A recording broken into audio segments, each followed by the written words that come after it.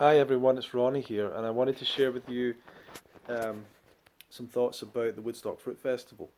So, if you're someone that's interested in the raw vegan diet, raw vegan fruit kind of diet, uh, there's a number of events around the world to learn about it and go and meet people and stuff. And I guess the biggest is Woodstock. There might be some other raw festivals that I don't know about in like Europe and stuff. I think there's some big events, but I don't know if they're the same thing. And I don't know much about them, but um, in terms of just the idea of the raw vegan kind of 8 to 10 fruitarian thing, I think the Woodstock event's probably still the biggest one in terms of the number of people that go. Uh, and I've been to the Woodstock Festival 8 times. So 2012, 13, 14, 15, 16, 17, 18, 19. I went every year since the first time I went. It's been a huge part of my life, a really big, important part of my life. One of the best things in my life for sure. It's been the Woodstock Fruit Festival, and I don't know. I find it's a special place for me, right? And it's partly because that's where I made the commitment to follow a raw vegan lifestyle, and I want to make this video kind of going over maybe some highlights, but also some of the criticisms I have, I guess, of the event or negatives or whatever. Um, just personal opinions, but understand that there's very little chance that I'm not going to be going there this year. So most likely I'll be there, and if you're going, I'll see you there. And as that is the case, uh, I don't know. I feel happy to support the event, but I'm also happy to share with you my own thoughts and ideas on it and everything. And I wonder sometimes if the person I was back then, if I went to the festival as it is now, would I have had the same experience? And would I have left with that decision to kind of commit to this diet and go on from there and be very passionate about the diet and this community and everything? I don't know 100%, but I personally still enjoy the festival. And I want you to understand that I have some real friendships there, really strong friendships of people that keep going back. Other thing I want to make clear is I don't work for the Woodstock Fruit Festival. I don't have any role at the festival, and I have only ever attended the Woodstock Fruit Festival as an attendee. I have never been a volunteer. I have never got a discount because I'm on YouTube or whatever. I don't think I've ever made one single commission or anything from trying to sell the festival. I'm sure people have went to the festival because of me or because of um, they've come to my festival and then they found out about the Woodstock Fruit Festival and all that stuff. But I've never really sought to, you know, promote it like that or try or use the codes or whatever. Although I do have a code, but I don't really. I forgot that I had it, but apparently I do have one. So that's kind of how. That's a little bit of history. But as I say, I've never been paid to go. I've never spoken one time at the event. Never led a workshop. Never led anything. Never volunteered. Just an attendee, paying my own way to go, my own travel expenses, all that stuff. Um, and so that's just to be clear on that, right? I'm I don't know um, if you would think that maybe I would get some special treatment or something, but no, I'm not part of that whole thing. So how do I feel about the event now and back then and everything? When I first went, the reason I probably went, firstly, I saw this community of amazing people. The videos that were coming out about Woodstock were exciting to me, and it called to me because I felt like I'd never really being in a company and a group of people who all were kind of like me, not didn't want to drink alcohol and smoke cigarettes and all that stuff. They wanted to be healthy. They wanted to live a good life. They wanted to be good to each other. Like, I just thought this is a fantastic kind of spiritual, moral, highly intelligent, loving group of people. That's just what it looked like to me. And I thought that's what I want to be around. That's who I want to be with. Plus, there was a number of people who were online, YouTubers and people, educators, that I thought I didn't really know if I wanted to meet them or just be around them or whatever. But yeah, I was drawn to that as well.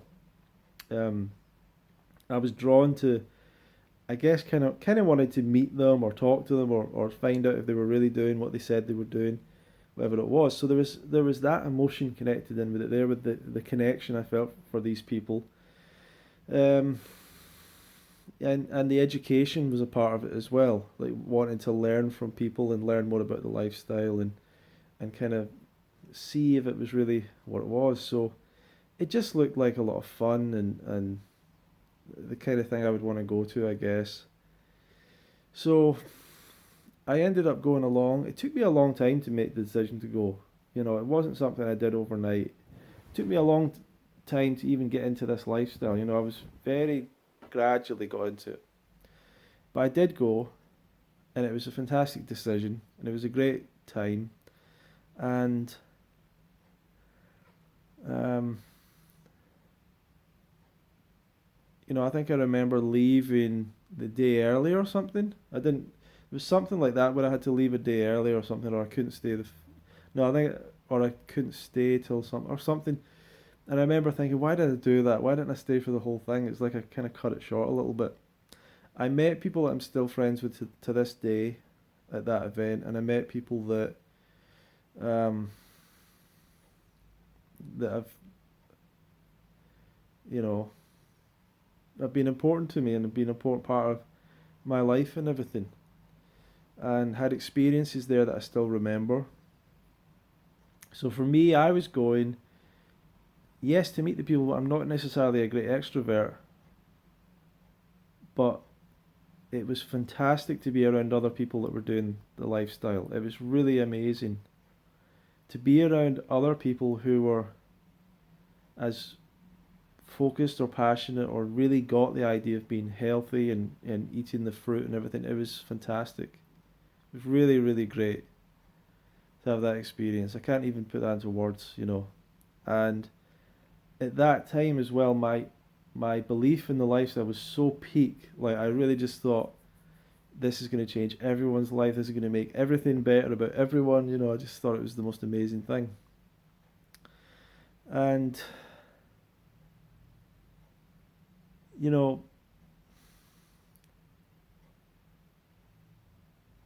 I don't know, it was special to me in that way.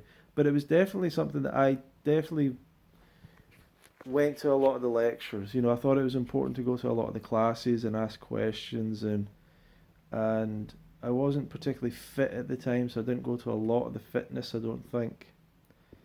Uh, they didn't have soccer on at that time. Now they have soccer, which I like.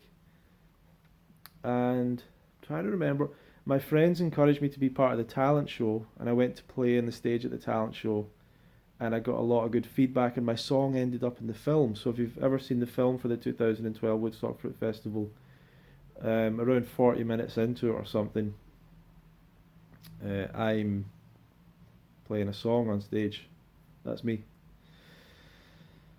Uh, so it's just amazing characters, like the characters, the community.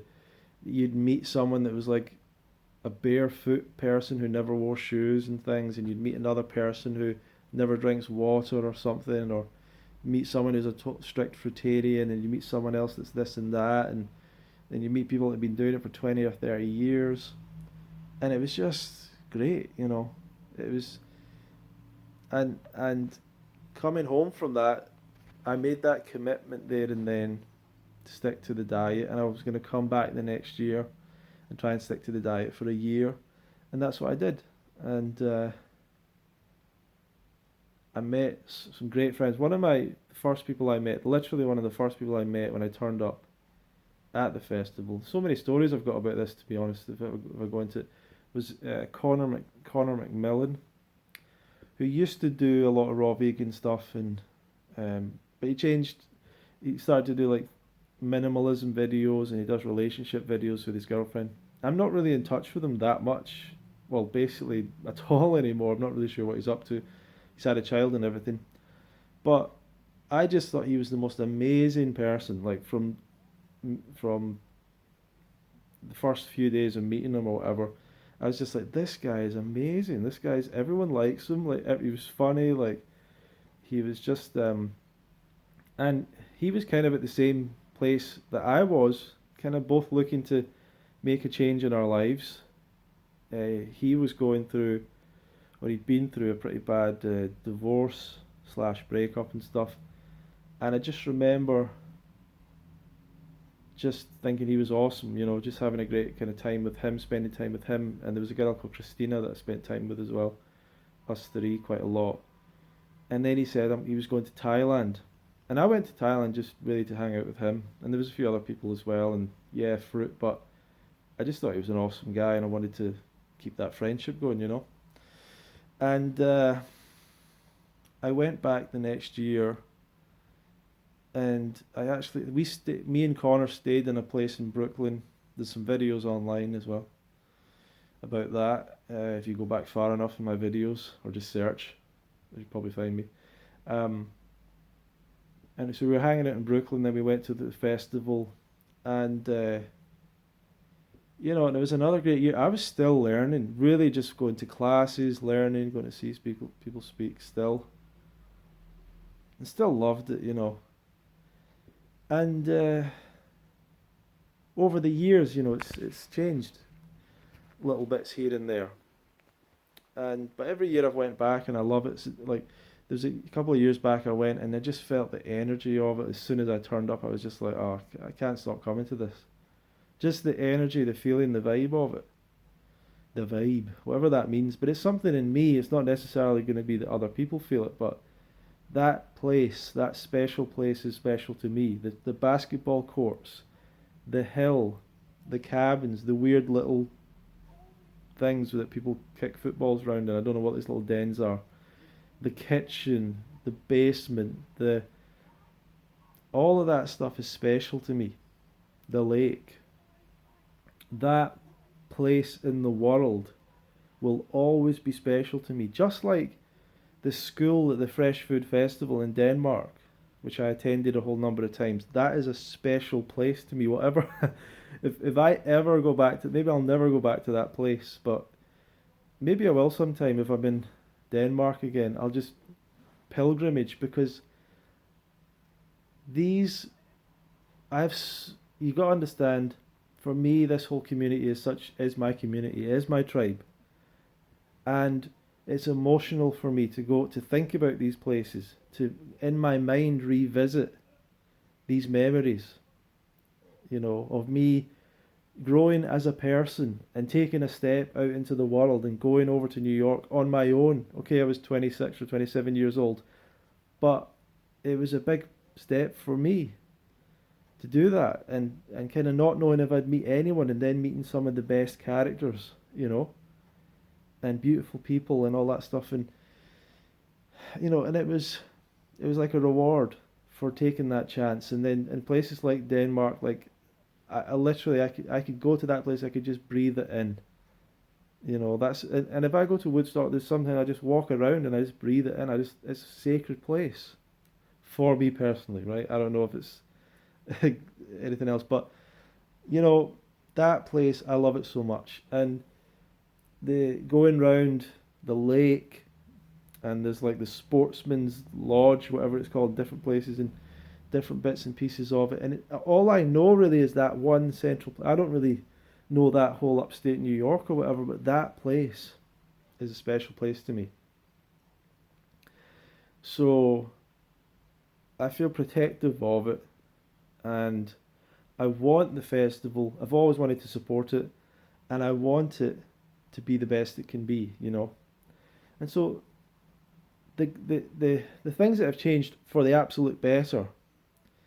The food has changed absolutely for the better. In the first year, the food at Woodstock, and everyone will remember that. Sorry, not the absolute first year. The first year was the year before I went, but the first year at Walden that I went, it was unripe bananas that they didn't serve because they were unripe, so there was no bananas out really. Um, Hard apples, unripe citrus, lots of lychees for some reason, lots of durian, like frozen durian. It's just so much frozen durian. It was all just out, and like no one was eating it because there was so much of it.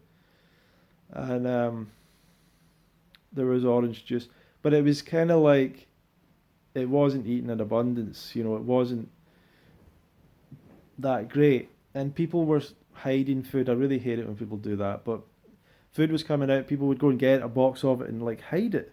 Like literally, there was a lady in our room that hid boxes of mangoes. It's total selfishness, but that's human behaviour in a time like that. Craziness, but anyway. Um, so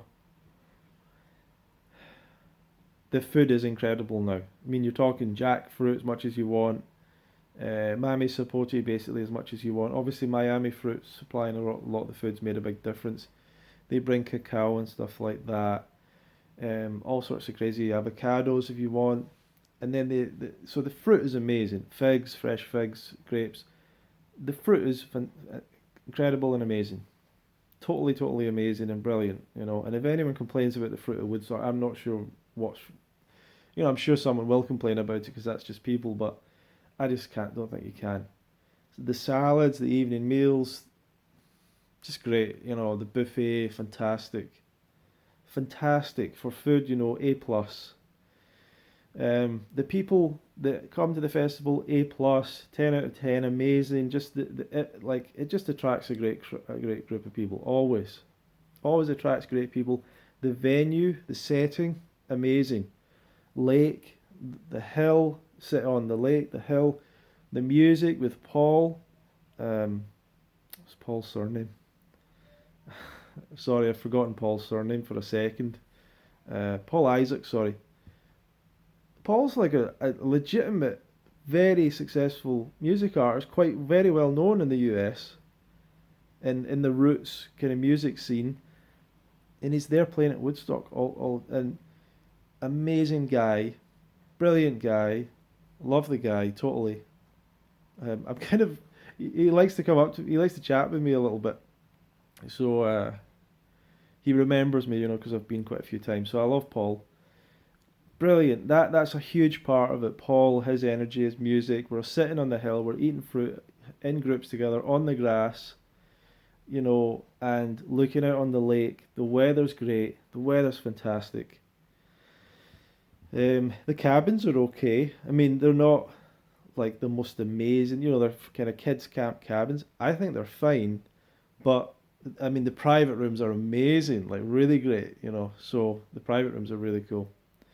Um, so what do I? That's all fantastic. The activities, I love the sports, the football, especially the football. Love the football with all the guys, and the basketball.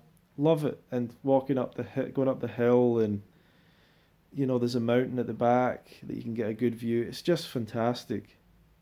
I love it. You know, I really do love it. So. So that's all of I don't know. I don't have a lot of time left in this video, so I don't want to go into the other side of it. But maybe I'll make a second part and I'll talk more about the festival. But this is me wanting to express to you my honest and true and genuine feelings about it. And if you're anywhere in a position to get to it, um, especially if you're in the US, especially if you're in New York, there are some reasons that I would not recommend it if you're looking for certain things. There's definitely certain things, if you're looking for specific things, I wouldn't necessarily recommend it. If you're in New York as a raw vegan, or interested in raw vegan lifestyle, I've just got no idea why you're not there. If you're not signed up already and you're, you know, there. If you're going to something else, if you've decided I'm going to go to Doug Graham's thing, you're going to go to Grant's Thailand retreat, if you're doing something else, Chris's retreat, fair enough. Like these are all amazing things as well. If you're coming to UK Fruit Fest, of course, fantastic. But if you're not doing anything else and you're in that area and you're into this lifestyle, or you're a raw foodist in New York, I cannot believe that you're not going to Woodstock. You have missed out so much in your personal life from not going. You have missed out already so much from not having been the last 9 times, 10 times. So don't miss out anymore. You deserve it. And stop bringing your ego into it and like, you don't need to learn more. You don't need to meet people and all that. This is an amazing, fantastic, life-affirming experience. Don't miss out. Don't be silly. You know. So that's my passion for the event. And I hope that comes across. WoodstockFruitFestival.com if you want to check it out. So thank you very much for watching.